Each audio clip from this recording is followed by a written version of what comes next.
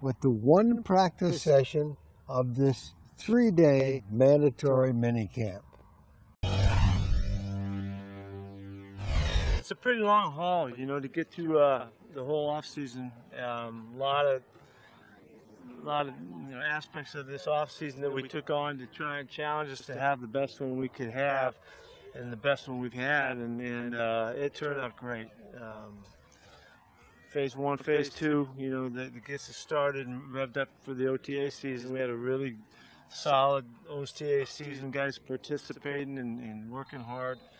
We finished up today. Minicamp was beneficial. We had a good minicamp, and I know our numbers of practices were down a little bit here, but the work we did and the team stuff that we did was really a great benefit. So the guys take off now. They got 6 weeks to get out of here, and obviously this is a huge opportunity for our guys to finish the off season. When players reported to camp on Tuesday, it was quickly noted that everyone was in attendance. Bruce Irvin is here and ready to have his best season ever. I want to be in Seattle. Obviously my words got misinterpreted. You know,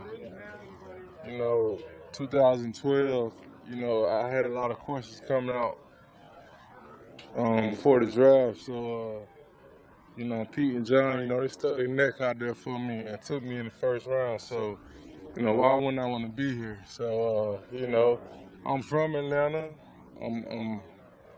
My whole family's still in Atlanta. You know, that's every kid's dream to play for their home team. But, you know, right now I'm in Seattle, and I love being in Seattle. And hopefully that's for the rest of my career. A big part of Coach Carroll's success every year is the way he's been able to move the team from one season to the next, regardless of the outcome, learning from the past but never dwelling on it. That effort is ongoing. They're all unique, but there's obviously a similarity in that we do the same things so much. Last year's issues that we dealt with are different than this year's issues that we dealt with, but they can be issues that cause problems just the same.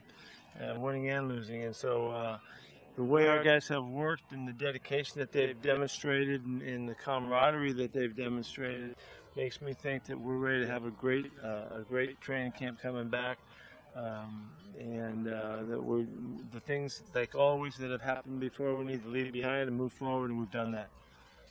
Certainly the players have dealt with the Super Bowl disappointment in different ways. Russell Wilson sums up the attitude around here. I think it's a motivating factor for sure, but I don't think it's the ultimate one. You know, I think ultimately for us, when you're an ultimate competitor, you know, and as a team and as an individual, the guys that we have within us, you know, I think that ultimately it comes down to we want to go out there and dominate as much as we can every game, and that's just our mindset. Now for the players, for some, a long-awaited vacation, about 5.5 weeks, and then they'll be right back here where we're standing. Reporting back July 29th, training camp begins on July 30th. I'm Tony Ventrella, Seahawks.com.